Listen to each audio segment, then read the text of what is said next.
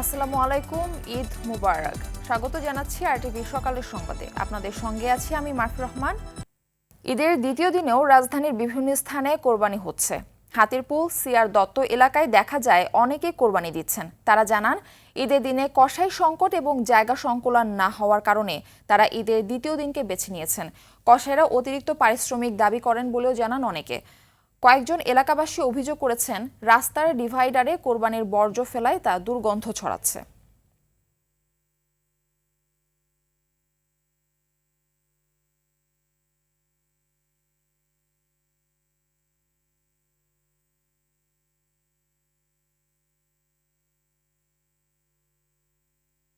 কারণ হলো যে ঈদের দ্বিতীয় দিন একটু ভেজাল কম থাকে, কষাই জলদি আসে, এই কারণে ঈদের দ্বিতীয় দিন দেওয়াটাই সুবিধা মনে করি। তিনটা গরু আমরা 3 ভাই দিই। দেখা যায় জাগারও স্বল্পতার কারণ আছে, যে কারণে লোকেরও সময় কম, যে কারণে কালকে 2টা দিয়েছি, আজকে একটা দিয়েছি আর কি। দর্শক, ঈদের দ্বিতীয় দিনের পশু কোরবানির খবর জানাতে আমাদের সঙ্গে রাজধানীর লালবাগ এলাকা থেকে যুক্ত হচ্ছেন সহকর্মী এআর বাদল। বাদল, আপনাকে ঈদের শুভেচ্ছা। তো গতকাল যে পশুগুলো কোরবানি হয়েছে সেগুলোর বর্জ্য অপসারণ হয়েছে কিনা সেটা জানাবেন, এবং একই সঙ্গে দ্বিতীয় দিনে পশু কোরবানি সম্পর্কে আমাদের জানাবেন। মারফি, আপনাকেও ঈদ মোবারক জানাই। পাশাপাশি আরটিভির যারা দর্শক আছেন, আরটিভির পক্ষ থেকে তাদের সবাইকে ঈদ মোবারক জানাচ্ছি ঈদের দ্বিতীয় দিনে। এই লালবাগ এলাকা সহ বিভিন্ন এলাকায় আমি সকাল থেকে ঘুরেছি, দেখেছি যে কুরবানি হচ্ছে আজকেও।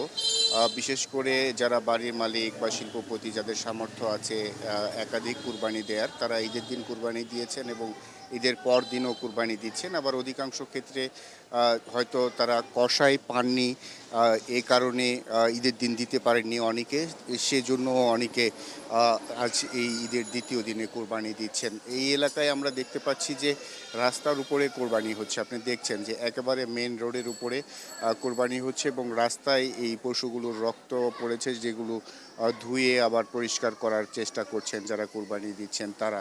আর এর আগে যে এলাকায় ছিলাম, হাতিরপুল এলাকায়, সেখানে দেখেছি যে ফুটপাতে তারা কোরবানি দিচ্ছেন। কিন্তু এই কোরবানির যে বর্জ্য, অনেকেই তার নিজেদের যে ব্যাগ রয়েছে সেই ব্যাগে করে এগুলো আবর্জনা সংরক্ষণ করছেন এবং সিটি কর্পোরেশনের লোকজন এসে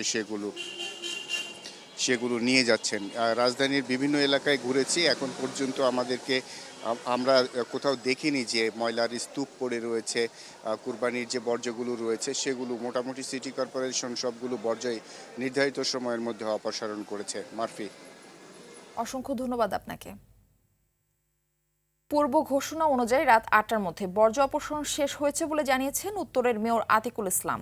অন্যদিকে 24 ঘন্টার মধ্যে বর্জ্য অপসারণের প্রতিশ্রুতি দিয়ে দক্ষিণ সিটির মেয়র শেখ ফজলে নূর তাপস আজকের মধ্যে কোরবানি শেষ করার জন্য নগরবাসীর প্রতি আহ্বান জানান।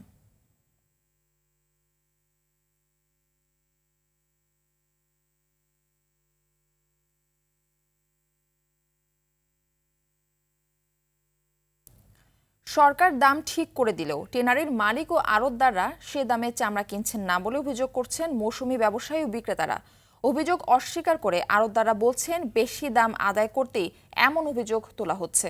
শরীয়ত খানের রিপোর্ট। রাজধানীর লালবাগে ঢাকেশ্বরী মোড়। বহু বছর ধরেই ঈদের দিন এখানে চামড়ার কেনাবেচা হয়ে আসছে। দুপুর থেকেই রাজধানীর বিভিন্ন প্রান্ত থেকে এখানে চামড়া নিয়ে আসেন সংগ্রহকারীরা। এখানকার ক্রেতারা মূলত বিভিন্ন ট্যানারি ও আড়তের মালিক বা তাদের প্রতিনিধি। চাহিদা মাফিক চামড়া পাওয়ার আশা তাদের। এবার ইনশাল্লাহ মোটামুটি ভালোই অবস্থা। তো মালের দাম তো বেশি হচ্ছে, আমার মনে হয় তো গতবার একটু বেশি। এবার নির্ধারিত দাম অনুযায়ী ঢাকায় মাঝারি আকারের লবণযুক্ত চামড়ার দাম হওয়ার কথা 1400 থেকে 1500 টাকা, যেখানে প্রতি চামড়ায় খরচ বাবদ ধরা হয় 250 টাকা। অথচ এখানে এসব চামড়া বিক্রি হচ্ছে 700 থেকে 850 টাকায়, আর ছোট চামড়া 300 থেকে 400 টাকায়। আমাদের এখানে দেখা যাচ্ছে আজকে রেট আছে 800 টাকা, 900 টাকা। বড় মাল যেগুলো হচ্ছে, বিগ মাল, নির্ধারিত দামে তো বড় মালগুলো হচ্ছে। ছোট মালগুলো দেখা যায় ওগুলো তো নির্ধারিত দামে যাচ্ছে না।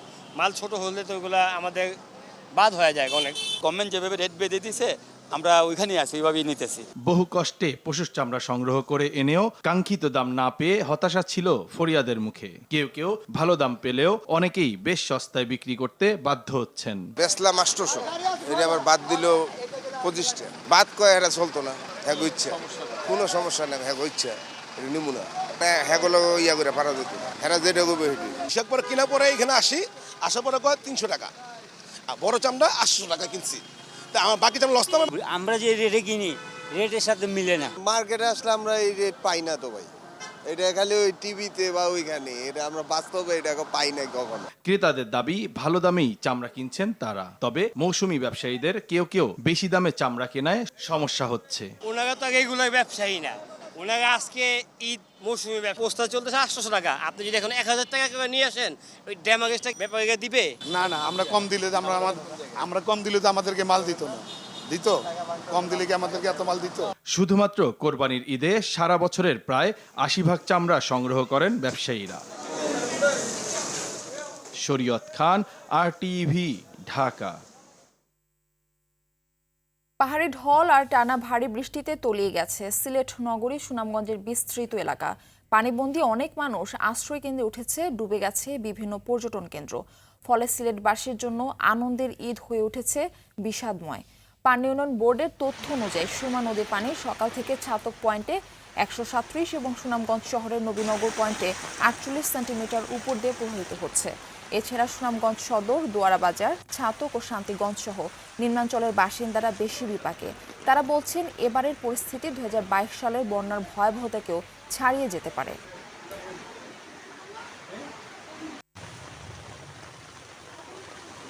মানুষের এই স্মৃতিতে যে 2022-এর যে বন্যা, ঠিক 17 তারিখেই কিন্তু আজ আমরা বাসাবাড়ি ছাড়ছিলাম। অনেক আশ্রয় জায়গা নাই, কি তখন মনে স্কুলে গেলাম, বাচ্চার বাপ অসুস্থ, প্রচুর পরিমাণ পানি বাড়তেছে, খুব কষ্টের মাঝে আছে মানুষ। মেঘে বিদ্যা রাস্তায় আসতেছে, বাচ্চা কাচ্চা লইয়া হঠাৎ ধরে পানি আইছে, রাত্রে মানুষ ঘুমাইছে বা রাস্তা ঘুমানি ভরানো, হঠাৎ পানি আইছে। দর্শক, এ বিষয়ে আলোচনাতে সুনামগঞ্জ শহরের বড়পাড়া এলাকা থেকে যুক্ত হচ্ছেন সহকর্মী শহীদ নূর আহমেদ। নূর, ঈদ মুবারক। বন্যা পরিস্থিতি কি অবনতির দিকে, তো মানুষের ভোগান্তি লাঘবে প্রশাসন কি ব্যবস্থা নিয়েছে জানাবেন।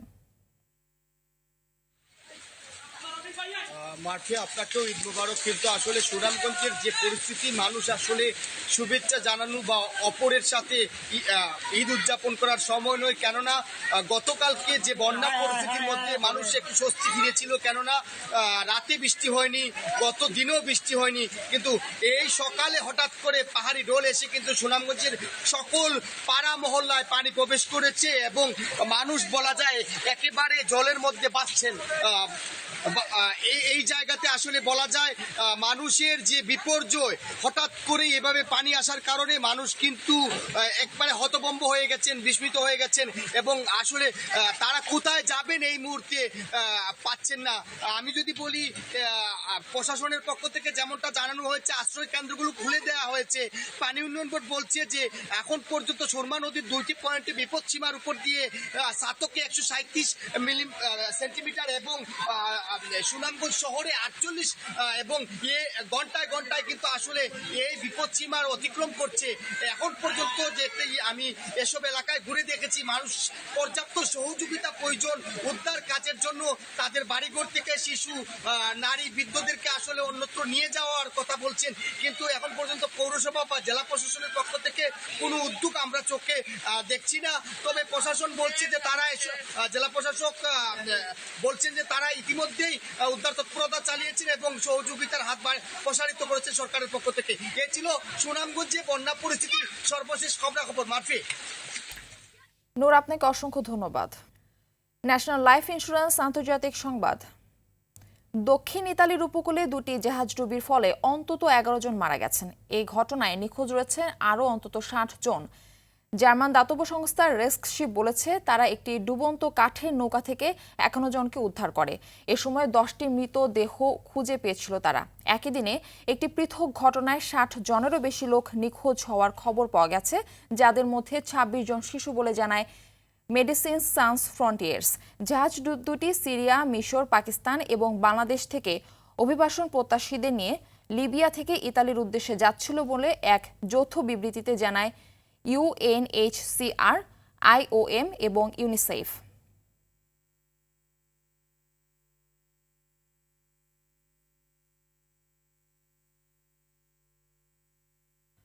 গাজায় ত্রাণ নেওয়ার সময় ইসরায়েলি হামলায় কমপক্ষে 11 জন ফিলিস্তিনি নিহত হয়েছেন। এই ঘটনায় আহত হয়েছেন অনেকে। অন্যদিকে দক্ষিণ রাফার তাল আস সুলতান এলাকায় হামাসের সাথে পাল্টাপাল্টি হামলায় 8 ইসরায়েলি নিহত হয়েছেন। ইসরায়েলি বাহিনী জানিয়েছেন গেল 7 সপ্তাহে তারা রাফায় 550 ফিলিস্তিনিকে হত্যা করেছে এবং শহরের 60% দখলে নিয়েছে। এছাড়া 22 ইসরায়েলি সেনা নিহত হয় বলে দাবি বাহিনীটির। গাজা উপত্যকায় বর্বর ইসরায়েলি হামলায় এখন পর্যন্ত 37,347 জন নিহত হয়েছেন। আহত হয়েছেন 85,000-এরও বেশি। খেলার খবর ফুটবল। ইউরো চ্যাম্পিয়নশিপে আজ শুরু হচ্ছে এফ গ্রুপের লড়াই। রাত 1টায় চেক প্রজাতন্ত্রের বিপক্ষে মাঠে নামছে পর্তুগাল। রেড বুল অ্যারেনায় ম্যাচ শুরু রাত 1টায়। এর আগে দু দলের 5 বারে দেখা হয়েছিল, যেখানে 4 বারে জয় নিয়ে মাঠ ছেড়েছিল পর্তুগাল। 2022 সালে উয়েফা নেশনস লিগে দু দলের সবশেষ দেখায় চেক প্রজাতন্ত্রকে 4-0 গোলে উড়িয়ে দিয়েছিল ক্রিস্টিয়ানো রোনালদোর দল। এই ম্যাচে দলকে 4-3-3 ফরমেশনে খেলাতে পারেন পর্তুগাল কোচ রোবার্তো মার্টিনেজ। আক্রমণ ভাগের মূল নেতৃত্বে থাকবেন ক্রিস্টিয়ানো রোনালদো। তার দুপাশে রাফায়েল লিয়াও ও বিওনার্দো সিলভার উপর আস্থা রাখতে চাইবেন কোচ। এদিকে একই গ্রুপের আরেক ম্যাচে তুরস্কের বিপক্ষে মাঠে নামছে জর্জিয়া। সকালের সংবাদ এ পর্যন্তই। সবশেষ সংবাদ জানতে যে কোনো মোবাইল ফোন থেকে 2414 নম্বরে ডায়াল করুন। মধ্যাহ্নের সংবাদ দুপুর 12টায় দেখার আমন্ত্রণ রইল। ধন্যবাদ সবাইকে।